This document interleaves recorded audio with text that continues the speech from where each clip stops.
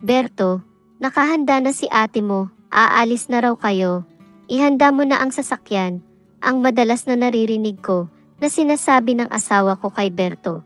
Ang tauhan namin na kagador at taga-bilad ng palay kapag aalis kami ni Berto at kapag naririnig ko na iyon, napapangiti na ako dahil magbiyabiyahe kami papunta ng Maynila ni Berto.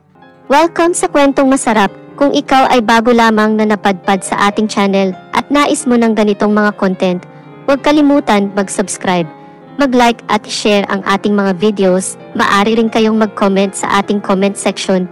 If meron naman kayong mga story na tulad nito, maaari ninyong isend sa ating email account na nakalagay sa ating description. Ngunit kung sa iyong palagay ay hindi nararapat sa iyo ang temang ito, huwag na lamang pong manood at scroll down na lamang.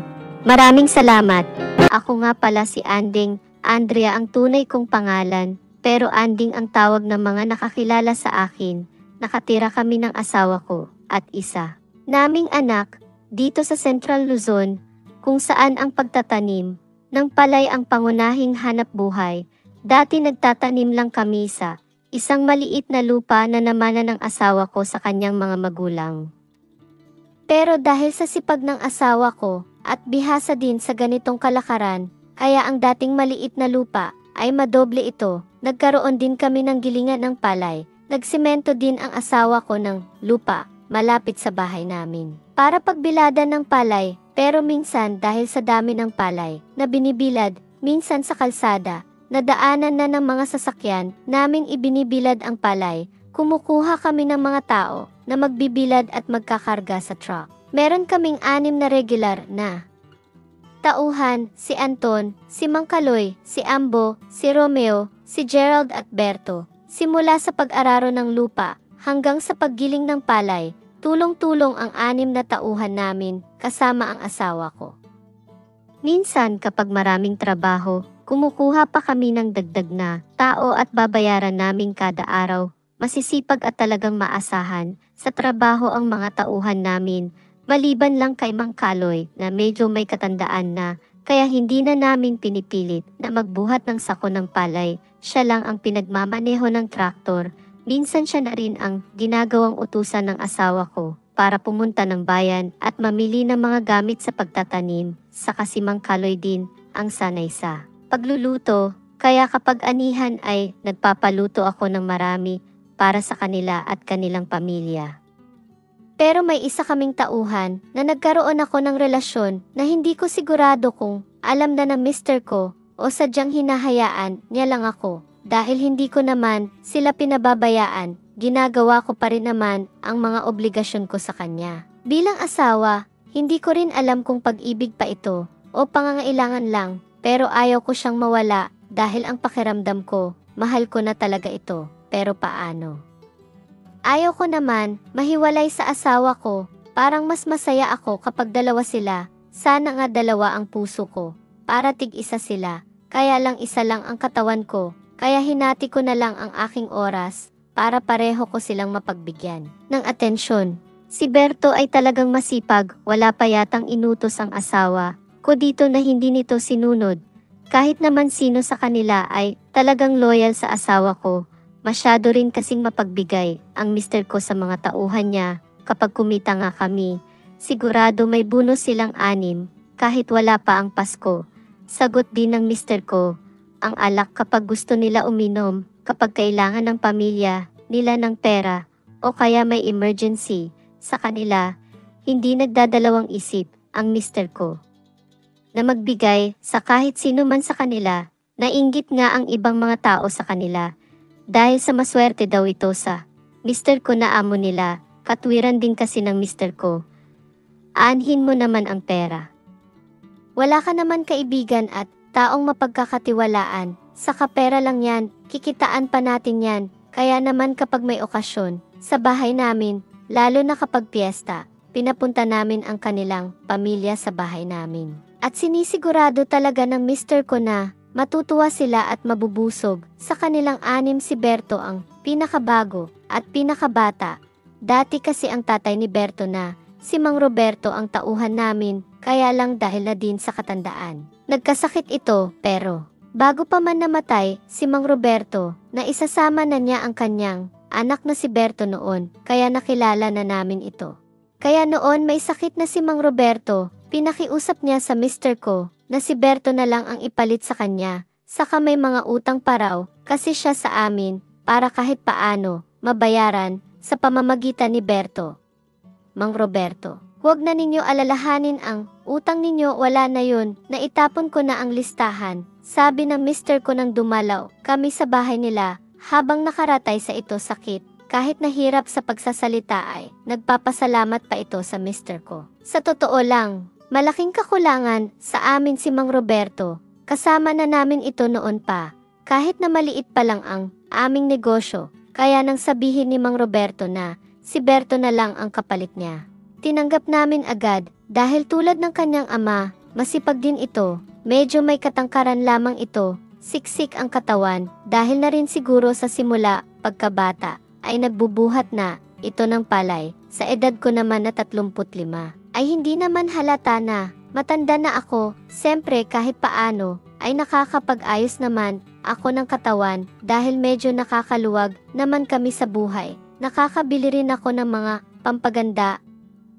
Honey, kahit na ilang taon na tayong nagsasama, pakiramdam ko, wala pa rin nagbago sa'yo, kung ano ka noon unang sama natin, ganun pa rin ngayon, malakas at maganda pa rin ang katawan mo, ang sabi ng mister ko sa akin, kapag nasa oras na kami ng pahinga.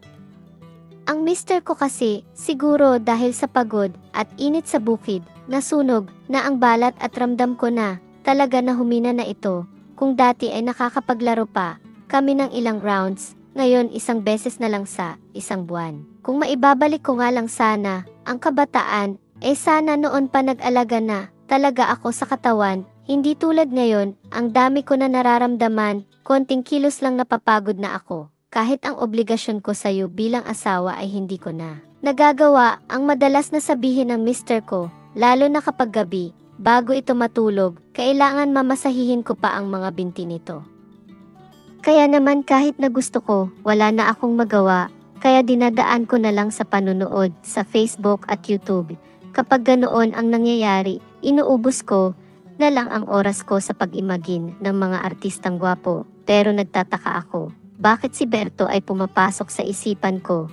Bakit ang batang tauhan namin ang iniisip ko na maaring magbigay ng hindi kayang ibigay ng mister ko sa akin?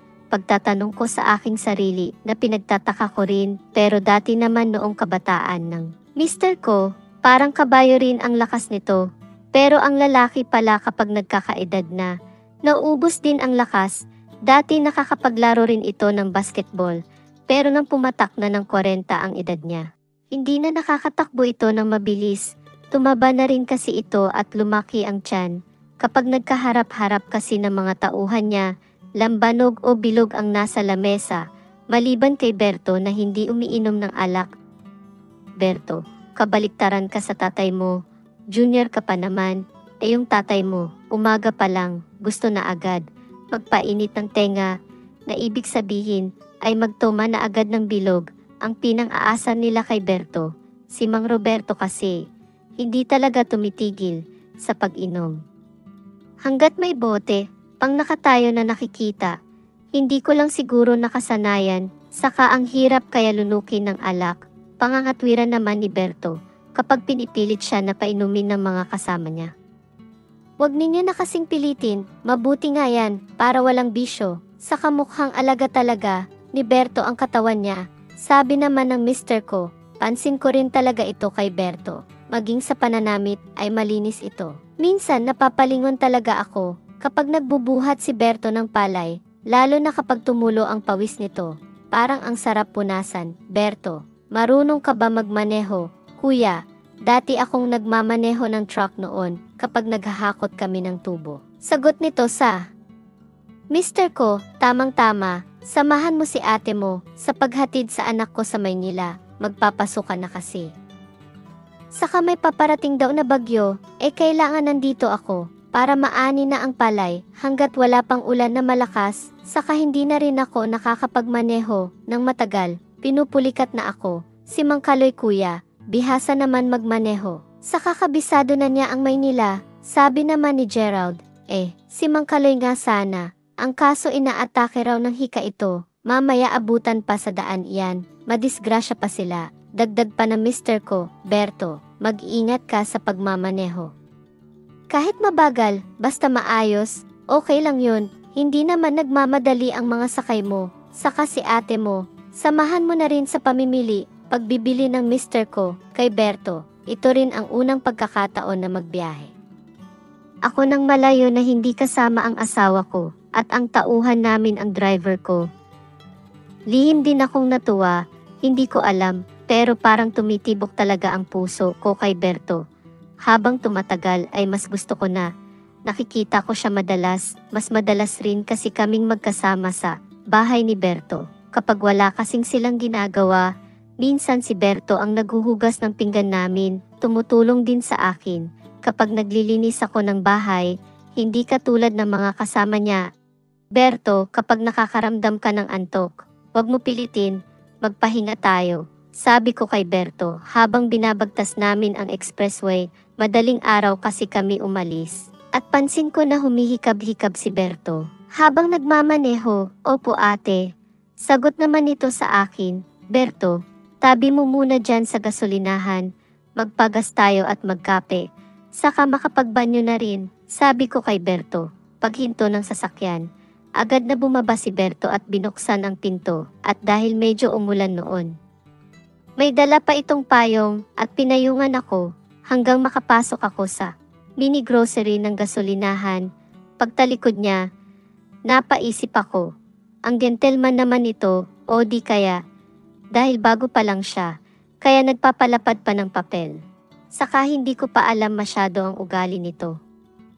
Pero sa ipinapakita ni Berto, mukhang magkakasundo kami, sabi ko sa sarili ko, hanggang sa pag-ikot namin sa Divisoria, para mamili ay todo alalay ako ni Berto. Minsan napapahawak ako sa braso niya, lalo na kapag siksikan sa daan. Inaalayan talaga ako ni Berto, parang bumabalik tuloy ang mga alaala ko, noong boyfriend ko pa lang ang mister ko, dahil ganun ang ginagawa niya sa akin. Berto, wag mo naman ako masyado bantayan, para ka naman bodyguard niyan, sabi ko kay Berto.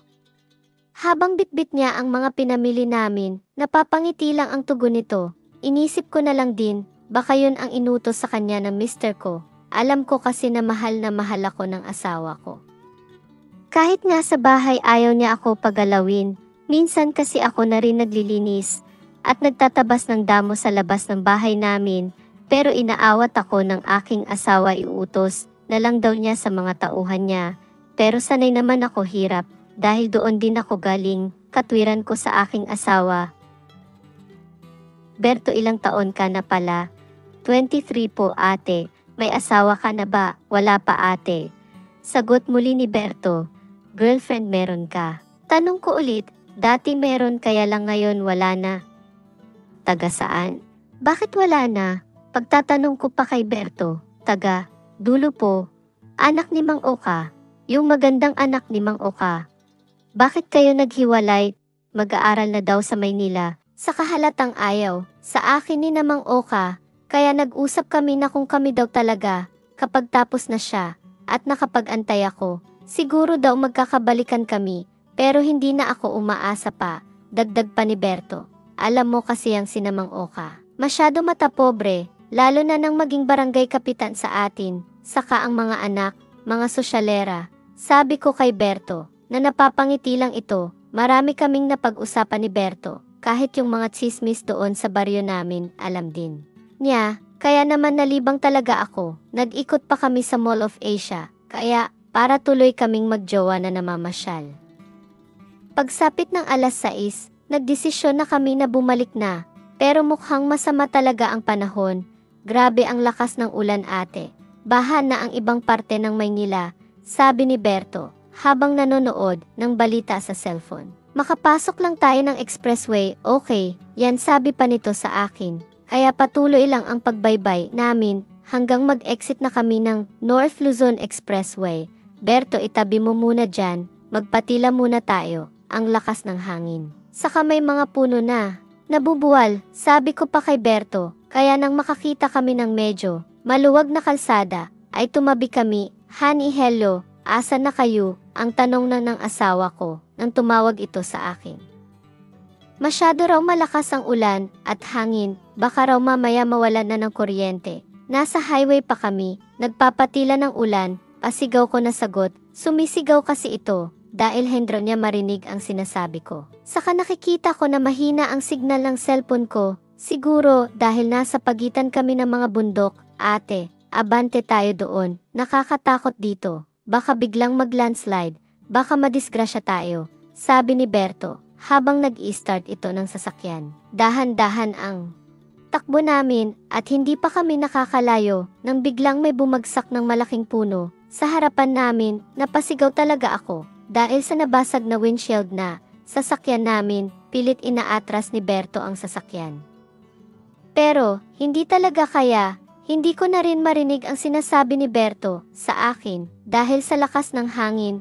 Hinahanap ko pa ang cellphone ko na nabitiwan ko para sana makatawag kami ng saklolo. Pero sa lakas ng ulan ay pinasok na ang sasakyan namin at basang-basa na kami, kaya ang ginawa ni Berto ay gumapang papunta sa backside kung saan ako nakaupo. Ate, labas tayo, punta tayo doon sa malaking bahay na iyon, baka iaanod ang sasakyan, pagmamadaling kilos ni Berto. Wala na nga kaming inaksayang oras, lumabas nga kami at dahan-dahan naglakad papunta doon sa isang bahay na nakikita namin mga ilang metro lang nang marating na namin ang bahay, ay sarado ito at walang tao. Parang abandonado ito, parang lumang bahay na sinauna ang disenyo. Nakakatakot naman dito, parang haunted house, sabi ko kay Berto. Hindi lang yun, ramdam na ramdam ko ang lamig dahil ang baong katawan namin ay basang-basa ng ulan. Nakita ko rin si Berto na nanginginig din sa lamig ito. Naghubad ito ng damit at pantalon, pagkatapos isinampay ito sa dingding ng pader. Ate, hubarin mo na lang yan damit mo, para hindi ka ginawin, sabi ni Berto sa akin. Saka inabot sa akin ang isang sirang kahoy na upuan. Hindi ko naman alam ang gagawin ko dahil wala naman akong dobleng damit. Berto, tawag ko, palakad-lakad kasi ito, na parang may hinahanap. Ate, bakit? Tanong nito ng paglapit sa akin. Agad ko siyang hinawakan sa braso. Tingnan mo ang kamay ko, nanginginig. Saka ang mga binti ko, parang naghihina. Sabi ko kay Berto, doon tayo ate, sa bandang gilid, para hindi tayo naabot ng hangin. Dahan-dahan kaming naglakad, papasok doon sa isang kwarto, naubod ng dilim. Ate, upo ka muna dyan. Hubarin mo na ang damit mo, sabi nito sa akin. Maghahanap muna ako ng pwede natin masindihan para makagawa ng apoy. Sabay talikod nito. Ako naman ay hindi na nahiya at nagtanggal na ako ng damit. At isinampay ko ito sa nakitang ko na sirang bintana. Pagbalik ni Berto, may dala itong karton, saka mga kapirasong kahoy at sinindihan. Mabuti na lang nadala ko ang lighter ko sa bulsa ko, sabi ni Berto. Para kahit paano makakagawa kami ng apoy. Naibsa ng ang lamig sa katawan ko nang magliyab na ang mga pirasong karton at kahoy na sinindihan ni Berto. Ate, lapit ka dito ng konti para medyo mainitan ka, sabi pa nito sa akin. Hindi na rin ako nahiya kahit na nakatu-pis lang ang suot ko. Isa pa, madilim naman dahil tanging liwanag lang sa apoy ang nagsisilbing ilaw namin. Grabing lakas ng bagyong ito, sabi ko kay Berto habang nakaupo kami sa semento. Nga ate, ano na kaya nangyari sa sasakyan natin? Tanong naman nito. Hayaan mo na muna yan, ang mahalaga ligtas tayo. Baka kung hindi pa tayo umalis doon, baka mas grabe pa ang maranasan natin, sabi ko kay Berto. Ilang oras din na nasa ganun sitwasyon kami, nang may malakas na hangin ang tumama doon sa apoy namin at tuluyan itong nabasa. Sa gulat ko nga napayakap ako kay Berto dahil halos wala akong makita sa sobrang dilim. Si Berto naman ay hindi kumikilos habang nakayakap ako sa mailikod niya. Dahil muli na naman nanginig ang mga alaman ko dahil sa lakas ng hangin na patuloy na tumatama sa amin. Lalo kaming sumiksik sa bandang dulo na hindi tinatamaan ng ulan. Naramdaman ko na lang na nakayakap na rin sa akin si Berto. Ate, yakapin kita para mawala yan panginginig mo sa lamig. Nagdikit nga ang dalawang dibdib namin at nawala pansamantala ang lamig dahil sa init ng katawan ni Berto. Nakatayo kami habang magkayakap. Naaalala ko tuloy ang isang kwento sa libro noong bata pa ako na sina Malakas at Maganda kasi ganoon ang ayos at posisyon namin dahil mataas si Berto. Ang mukha ko ay nasa dibdib niya kaya ramdam ko ang pagkabog ng dibdib nito. Ilang minuto kaming nasa ganun kalagayan nang may maramdaman ako na labi sa may ko. Naglalakad ito sa ilalim ng tenga ko kaya ang kaninang lamig na nararamdaman ko biglang uminit. Hinayaan ko lang si Berto sa ginagawa niyang pagpapainit at pagsindi ng apoy upang maibsan ang lamig na nararamdaman namin dahil sa malakas na bagyo hanggang sa ang mga labi ko pala ay inilapat ko na sa mga labi ni Berto at tuluyan na nga kaming nalunod sa alon ng lakas ng ulan. Kung kanina ay nakatayo kami para iwasan ang tubig na tumatama sa sahig, sa ngayon nakalatag na ang aming katawan sa semento. Wala na kaming pakialam kung gaano ba kalakas ang bagyo at ulan na tumatama sa abandonadong bahay. Dahil muling kong naranasan ang lakas ng kabataan, kung kaano kalakas humampas ang hangin sa pader na halos liparin ang bubong ng sinisilungan namin, ganun din kalakas si Berto. Parang napakabilis lang ng mga oras nang makita namin na nagliwanag na at hupa na ang ulan at bagyo. Kasabay din ng paghupa ni Berto, muli naming binalikan ang sasakyan. Nasa ganun ayos pa rin ito, pero hindi lang isang puno ang nakadagan dito. May mga lupa pa at mga bato na galing sa bundok. Nagtulong-tulong naman ang mga tao. Natulungan kami na maalis ang sasakyan. Sir, maari ba makigamit ng telepono? Tatawag lang ako sa mister ko para sunduin kami. Pakiusap ko sa isang pulis na tumulong sa amin. Hindi na rin kasi ma-open ang cellphone ko dahil sa nabasa ito kagabi matapos maiwan sa loob ng sasakyan. Honey, saan kayo? Nag-aalala kami sa inyo. Sabi agad ng asawa ko nang matawagan ko ito. Naaksidente kami kagabi. Sunduin mo kami dito. Sabay sabi ko kung saan lugar kami huminto ni Berto. Makalipas nga ng halos mahigit 2 oras dumating ang mister ko. Mabuti naman at nakalabas kayo agad sa sasakyan. Kung hindi, baka kasama kayo sa natabunan, sabi ng mister ko. Habang lulan, kaming 3 ng sasakyan na pinasundo sa amin ni Berto. Ng asawa ko, alerto kasi itong si Berto. Kaya nailabas niya agad ako. Pero kung hindi, baka kasama ako sa natabunan ng lupa. Pagkukwento ko sa aking asawa, hindi talaga ako nagkamali sa pagpapasama ko sa iyo kay Berto. Alam ko talaga na maasahan ito sa lahat ng bagay. Habang natutuwa at tinatapik si Berto sa balikat. Sabi ng asawa ko, si Berto naman ay hindi nagsalita. Pangingiti-ngiti lang ito, ang hindi lang alam ng mister ko. Talagang sobrang maaasahan si Berto sa lahat ng bagay na kahit hindi mo sabihin, kusa niyang gagawin kapag naramdaman niya na kailangan mo. Ang naglalaro sa isipan ko habang pauwi kami sa bahay. At muli kong sinasariwa sa isipan ang naranasan ko na malakas na bagyo, kagabi na may pangalan Berto.